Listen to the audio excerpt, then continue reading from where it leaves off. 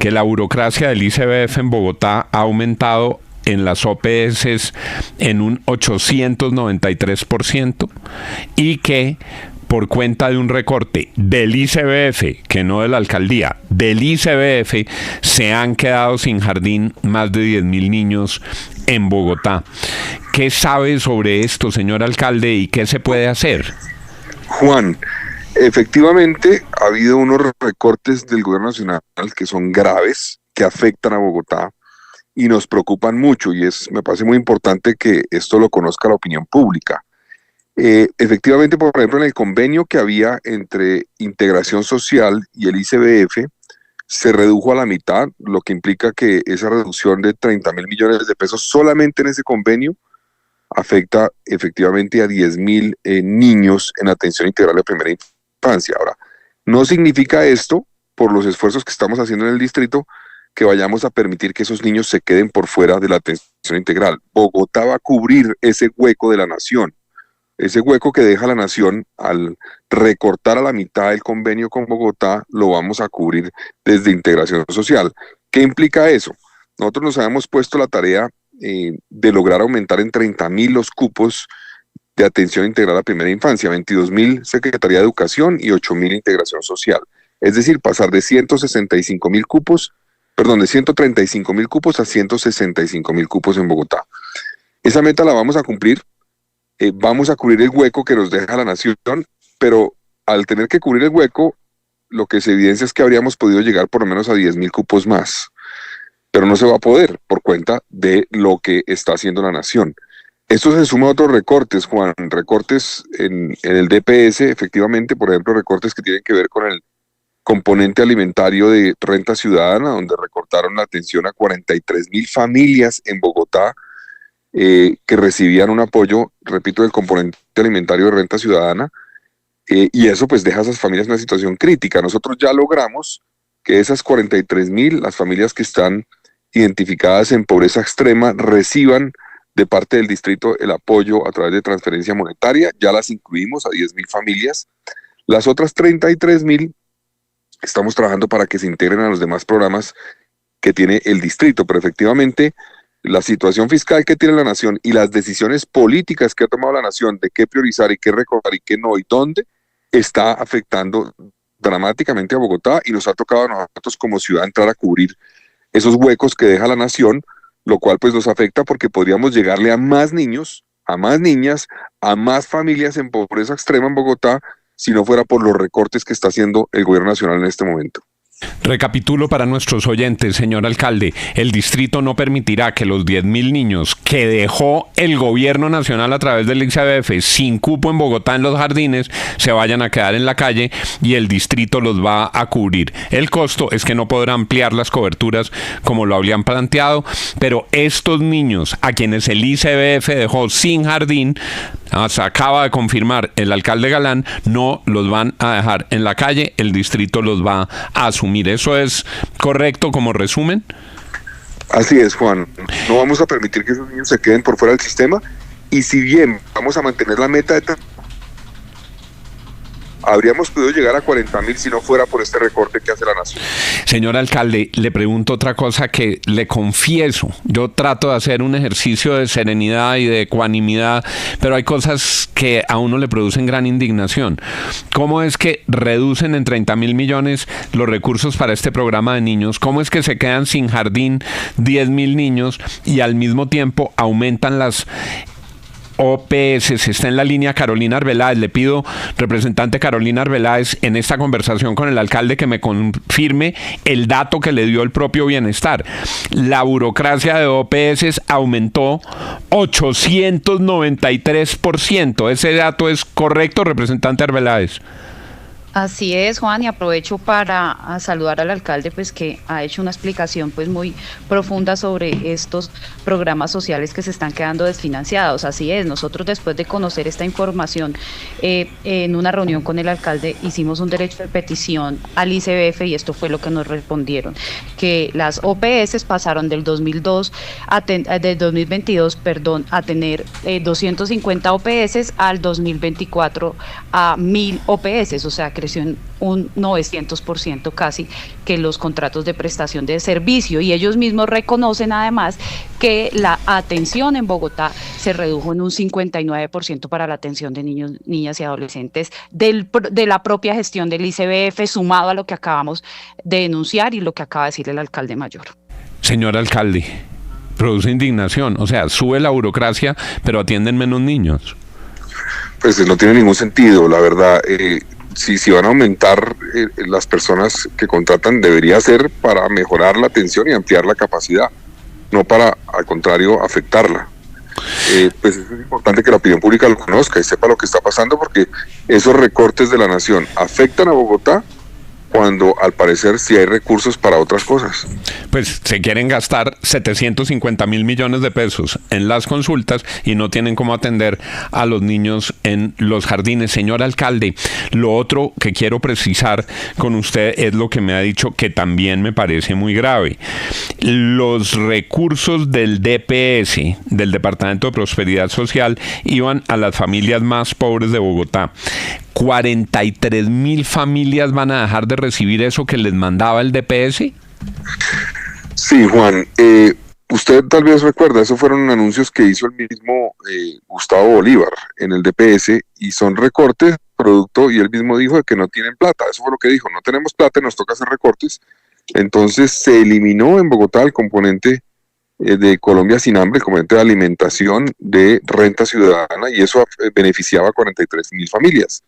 Eso también obviamente afecta a Bogotá, esos recortes del gobierno nacional, y ahí hemos hecho el mismo esfuerzo, y es priorizando obviamente a aquellas familias que recibían ese aporte, que están categorizadas en pobreza extrema. Las vamos a cubrir, y ya las empezamos a cubrir desde el mes de, tal vez fue abril, que ya arrancamos a cubrirlas desde Bogotá. Eso varía, varía dependiendo de la composición de la familia, puede llegar eventualmente a más de 800.000 mensuales. Lo vamos a cubrir, pero 33.000 estamos integrándolas a los demás programas porque no tenemos capacidad de cubrir todo lo que hace la nación. Solo las 10.000 que vamos a atender y que dejó de atender, las que estaban en pobreza extrema, de esas 43.000, solo esas 10.000 nos van a costar en inversión 50.000 millones de pesos. Esto lo voy a decir yo, no lo dice el alcalde Galán. Yo no entiendo cómo dicen olímpicamente que nos vamos frescos a una consulta que vale 750.000 millones o 1 billón, las cifras las ha dado el registrador, y no alcanza la plata para pagar a los niños, y no alcanza la plata para pagarles a los más vulnerables, que son quienes dicen concentran los esfuerzos principales del gobierno nacional. ¿Sabe por qué, Juan? Porque es que esto no da votos. Lo otro sí, la consulta sí. Señor alcalde, le cambiamos de tema. Le queremos preguntar por el Parque Nacional. Hemos escuchado su voz muy fuerte diciendo que el gobierno nacional es el culpable, que el gobierno nacional no ha cumplido las órdenes que le han impartido desde la rama judicial, y que ustedes van a ejercer el derecho a interponer unas acciones para que el gobierno nacional cumpla. ¿Qué es lo que está pasando, alcalde, con los indígenas en Bogotá? Bueno, Juan, el tema de los indígenas pues viene desde hace varios años, en su presencia de los indígenas en Vera, en Bogotá, por cuenta de la situación que ocurre en su territorio, en Chocó y en Risaralda, básicamente. Entonces, la situación que ellos viven allá los obligó a algunos miembros de la comunidad a desplazarse a Bogotá y a pedir medidas de parte del gobierno nacional para garantizar unas condiciones que les permitan el retorno. En ese sentido, la responsabilidad principal de garantizar eso, pues es de quién, de la nación, no es de Bogotá. Bogotá no es el que puede entrar a decir: vamos a hacer inversiones, vamos a hacer intervenciones en Risaralda y Chocó para que puedan regresar estos habitantes de esas regiones a su territorio. Sin embargo, no se ha hecho ese esfuerzo. Ha sido insuficiente, totalmente insuficiente. Hay una orden judicial del 2023 que le da un plazo perentorio al gobierno nacional para que tome las medidas que garanticen que pueda regresar esa población. No lo han hecho. El año pasado invirtió como nunca antes lo había hecho. Bogotá, en lo que llevamos de mi gobierno, cerca de 15 meses casi, 16 meses cumplidos, hemos invertido 22.000 millones de pesos apoyando tanto la permanencia de esa población aquí en Bogotá para garantizar sus derechos, como porque nosotros hicimos un esfuerzo de incluir en transferencias monetarias condicionadas a algunos miembros de la comunidad embera para que puedan retornar a su lugar de origen. Eso fue una primera fase, usted recuerda el Parque Nacional, se prometió a la unidad de víctimas que iba a haber una segunda y tercera fase con los que estaban en la Florida, en la UPI de la Florida y la UPI de La Rioja, no ocurrió, inclusive algunos que están pendientes no de retorno, sino de reubicación, que quieren irse a otra parte, no quedarse en Bogotá ni regresar a su lugar de origen, los empezamos a cubrir nosotros y están en albergues. Nosotros tenemos la responsabilidad de mejorar las condiciones donde están y hemos hecho un esfuerzo para hacerlo, pero la responsabilidad principal aquí es del gobierno nacional y no atienden. La unidad de víctimas ha tenido creo que 3 directores en los últimos 12 meses, cambia cada rato, hay que arrancar de cero y el gobierno nacional, los conflictos que surgen en el territorio, perdón Darcy, ya termino, no lo resuelven en el territorio, sino que terminan trayéndolos a Bogotá. Tenemos también 500 campesinos del Guaviare que llegaron la semana pasada a la Plaza Bolívar por la violencia que están viendo en el Guaviare, que piden que el gobierno nacional los atienda y no los atiende. De acuerdo, pero eso se convierte en un peloteo, alcalde, porque es que, en efecto, pues sí, ellos mismos están convocando a los indígenas cada vez que necesitan llenar la Plaza de Bolívar. Traen aquí las chivas y todo, y el tema es que tenemos un parque nacional que se está recuperando, que se está gastando una plata en su recuperación después de que vivieron allá ellos durante meses y no se puede permitir esa toma. ¿Qué va a hacer la alcaldía específicamente? Porque es que uno también dice, ¿qué va a hacer? ¿Va a sacar el SMAT? ¿Cómo, si hay una toma, digamos, por la fuerza del Parque Nacional, qué va a hacer usted, alcalde?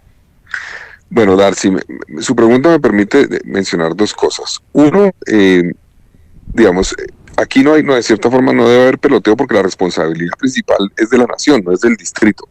Los problemas, más del 80%, según el cálculo que hicimos con encuestas, quiere regresar a su lugar de origen, no se quiere quedar en Bogotá. Entonces, la responsabilidad para eso, que además ya hay una orden del Sistema Interamericano de Derechos Humanos, debe cumplir el Estado colombiano y no la está cumpliendo, y por eso vamos a presentar un incidente de desacato a esa decisión judicial que ordene que actúen inmediatamente. Pero hay otra cosa que usted menciona que me lleva a hacer este planteamiento. Nosotros también estamos denunciando la instrumentalización de menores de edad por parte de miembros de la comunidad indígena embera en Bogotá. ¿A qué me refiero? El día de ayer, por ejemplo, de aquellos que llegaron a esa zona de la 39 hacia el norte en el Parque Nacional, no la zona central, sino la zona, digamos, del norte entre la 39 y la Javeriana, que fuera de 500, 220 eran menores de edad, niños. Entonces, ellos están utilizando a los niños para impedir la intervención, para impedir intervenciones. No se puede entrar con fuerza pública donde hay menores de edad, eso no se puede hacer. Inclusive han utilizado a menores de edad para hacer, la semana pasada, bloqueos en vías. Eso no está permitido, eso no lo pueden hacer. Esa instrumentalización nosotros la denunciamos y la vamos a denunciar de manera reiterada cada vez que damos esas evidencias ante el ICBF, ante la Defensoría del Pueblo, ante la Personería, ante la Fiscalía, que es a quien les corresponde actuar en ese caso. Nosotros tenemos en cierta forma, en términos de competencias limitantes, no podemos entrar y no podemos pedirle a la policía que entre y que utilice la fuerza donde hay unos menores de edad. Eso no se puede, eso no lo permite la norma, no va a ocurrir, no se puede. Entonces, ¿por qué están haciendo lo que están haciendo con los menores? Es precisamente para impedir esa intervención. Y lo están haciendo violando los derechos de esos menores. ¿Por qué lo digo? De 320 de La Rioja, niños, ayer no permitieron que ninguno fuera al colegio. 320 niños, no los dejaron ir al colegio. Y de 100 niños que van a Centro Samar del distrito, ayer no los dejaron ir y los llevaron al Parque Nacional. O sea, son niños que tienen techo, seguramente que tienen así, condiciones, ese techo en La Rioja o en la Florida que tenemos que mejorar, es cierto, pero tienen techo y los obligan a ir a la calle, a dormir en la calle, a dormir en el parque, en medio de la lluvia, en medio del pico respiratorio. Hoy tenemos una situación de pico respiratorio en Bogotá, tenemos lluvia y los obligan a dormir allá. La semana pasada, por ejemplo, algunos miembros de la Guardia Indígena no permitieron que los lleváramos, teníamos los buses, teníamos todo, las mamás de los niños querían que los niños fueran llevados y los iban a acompañar a los centros Samar. Los miembros de la Guardia Indígena, algunos, no permitieron. Eso para nosotros es una vulneración de los derechos de esos niños y esas niñas, los están poniendo en peligro, los están instrumentalizando en algunos casos, y por eso pedimos que Fiscalía, Procuraduría, repito, Defensoría, Personería, todos actúen, y que ojalá instancias internacionales también actúen, para garantizar los derechos. Alcalde. La principal preocupación no es decir que el parque es importante, pero estamos viendo la violación de derechos de menores de edad en la calle y eso no debe ocurrir. Óigame, alcalde, no sé, don Juan, es que me pongo en condición de opinar como un bogotano preocupado por un parque, por un espacio donde salir a correr, donde pasear la mascota, donde cuidar los árboles, porque pues obviamente son sinónimo de calidad de vida. ¿Usted no teme alguna tutela, alguna demanda en su contra del distrito por no proteger los derechos de los bogotanos, de todas estas personas del sector del Parque Nacional? Porque obviamente es un bien el cual yo pago un predial, los vecinos lo cuidan, para que usted no lo proteja por estas invasiones. A ver, Fernando, nosotros hemos hecho un esfuerzo para proteger el parque.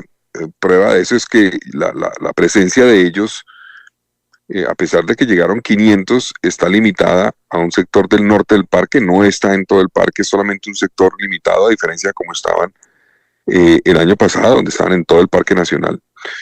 Y vamos a mantener el esfuerzo. Ahora, yo creo que es importante poner aquí en la mesa que sin lugar a dudas es importante recuperar el parque y protegerlo, y lo tenemos y lo hemos demostrado como una intención del distrito.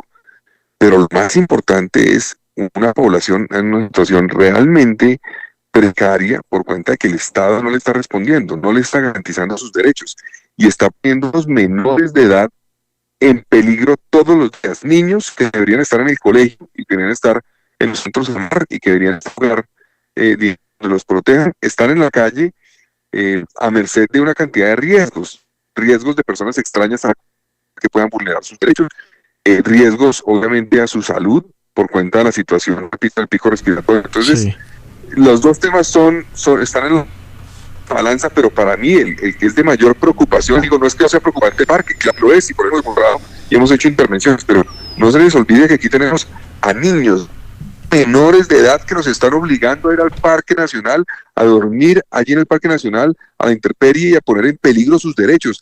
Eso debería levantar a todo el mundo para denunciarlo y para que el Estado colombiano y el gobierno nacional actúe. No mire para otro lado. Hoy pedimos una reunión a las 10 de la mañana, donde va a estar presente el distrito, el PMU, y los indígenas piden que esté la unidad de víctimas para que los atienda sobre sus demandas frente a la unidad de víctimas, particularmente el retorno a sus territorios. Y nos han dicho que no van a ir, que la unidad de víctimas no va a ir. Eso es un irrespeto a los derechos de esos niños y esas niñas que están siendo afectados por esa falta de acción del Estado para garantizar su retorno. Señor alcalde, lo quiero cambiar de tema porque el otro tema preocupante es el de la toma de la Universidad Nacional por parte de encapuchados que parece que vuelven a hacer estas actividades ilegales. Lo de la semana pasada fue muy grave y un miembro de la universidad nos dijo a nosotros y nos explicó cómo desde la noche anterior se habían tomado por completo el edificio de sociología sin que ninguna autoridad universitaria pudiera hacer nada. Lo que vimos la semana pasada fue el preludio de lo que se viene, porque el país está agitado políticamente. ¿Qué va a pasar con la Nacional y con estos encapuchados? Pues a ver, nosotros, ¿hablo con Santiago? Sí, alcalde. Santiago, nosotros pues hacemos intervenciones permanentes para garantizar la movilidad, para lograr que cuando buscan afectar el sistema de transporte se resuelva la situación, porque nos lo están afectando obviamente cada vez que salen a la 30 o salen a la 26 a afectar y a poner en peligro también los derechos de quienes se movilizan por esas vías. Y lo hemos hecho y como usted ha visto, pues la policía ha actuado después de que se agotan las instancias de diálogo. Y eso es lo que hemos evidenciado. Esos encapuchados no salen a protestar, no salen a buscar un diálogo o a pedir algo, sino salen directamente a generar violencia, a poner en peligro los derechos de la gente. Y por eso la policía tiene la instrucción de que cuando haya esa acción de que pone en peligro los derechos de la gente, la integridad de la gente, con bombas incendiarias, con papas bomba, no hay diálogo que medie, tienen que entrar directamente a controlarlos. Ellos se refugian en la universidad. Y como ustedes saben, nosotros hemos sido respetuosos de esa figura un poco que ha planteado que la universidad, pues para actuar en términos de seguridad requiere de la petición y autorización y petición de parte de las autoridades universitarias. Y ahí hago un llamado, porque yo respeto y como distrito vamos a respetar la autonomía siempre, pero hay unos temas que no tienen tal vez que ver con esa autonomía. Cuando hay un riesgo a la seguridad de los estudiantes, de los que están en la universidad, del personal administrativo, de los profesores, las autoridades de la universidad deberían pedir que haya una intervención para proteger los derechos de esa población. Y eso no ha ocurrido. Lo que ocurrió la semana pasada fue evacúen, sálganse porque se nos tomaron los edificios. Bueno, ¿y cómo así? ¿Y por qué no piden al gobierno nacional? Y esto no es al distrito, es al Ministerio de Educación que debería la Universidad Nacional decirle, y al Ministerio del Interior seguramente, revisen este caso e intervengan pensando en los derechos de los estudiantes y de la comunidad educativa. Eso no ha pasado. Lo que nos corresponde a nosotros, respetando esa figura de la autonomía y que ellos pidan la intervención, lo hemos hecho y es intervenir a las entradas. Ahora, yo sí también pido que aquellos que han puesto en peligro, y eso pues espero que avance, sé que ha avanzado, pero no sé qué tanto y espero que avance más, las investigaciones judiciales para determinar quiénes son, identificarlos y no solamente sea un ejercicio de que cada 7 días, cada jueves eventualmente salen, afectan, entran, se refugian y no pasó nada más, sino que aquellos que hacen eso y ponen en peligro, por ejemplo, los Transmilenio, los vehículos que pasan por la 30, pues sean judicializados, porque están poniendo en peligro. Mire, yo le digo una cosa, el 1 de mayo, nosotros estábamos en el PMU y vimos cómo iban a salir los encapuchados a afectar la movilidad en la 30. Se alcanzó a hacer un corte de tráfico para que no pasaran más carros. En un momento dado, cuando vimos que era posible que salieran pronto. Un carro que no alcanzó a estar en el corte pasó, y en el momento en que pasa, salen los encapuchados, lanzan una bomba incendiaria y cayó a 1 metro del carro. Yo pregunto, ¿qué pasa si en ese carro hay una familia, estaba abierta la ventana, le entra esa bomba incendiaria al carro? Hay una tragedia. No podemos permitir que ese tipo de acciones queden impunes. Tienen que ser judicializadas y yo le pido a las autoridades y a la Fiscalía que actúe frente a esos encapuchados que han puesto en peligro la vida de muchos habitantes de Bogotá con esas acciones. Eso no es un tema, digamos, para mí de protesta legítima, salir a poner en peligro la vida de ciudadanos que están en el transporte público, en las vías de la ciudad. Eso no es ninguna protesta legítima, eso no es un mecanismo que se deba proteger. Lo que hay que proteger es los derechos de la ciudadanía. Hay que garantizar que quien se quiera manifestar lo haga de manera pacífica, sin poner en riesgo la vida e integridad de otros habitantes de Bogotá. Entonces yo aprovecho el espacio y la pregunta que usted me hace, Santiago, para pedirle a la Fiscalía que haya una actuación expedita de identificación de quiénes son estos encapuchados que utilizan combustible, bombas incendiarias, papas bomba y que ponen en peligro la vida de quienes pasan por estas vías de Bogotá.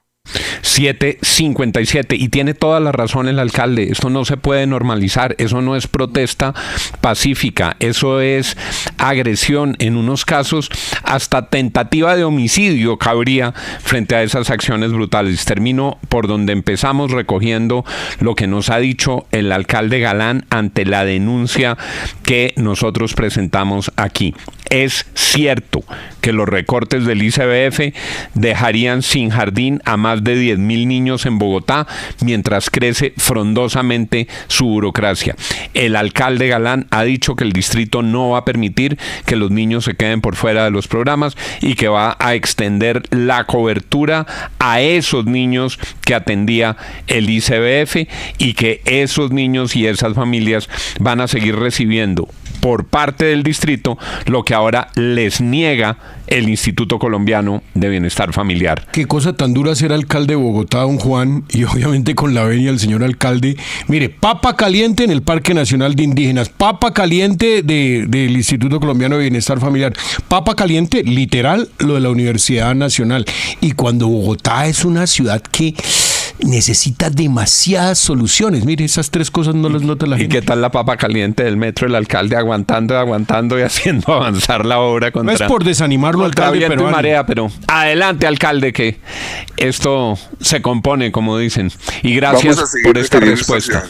Gracias a ustedes. 7:59. Gracias, alcalde. Y gracias, representante Carolina Arbeláez, por permanecer en la línea. Y gracias por su denuncia.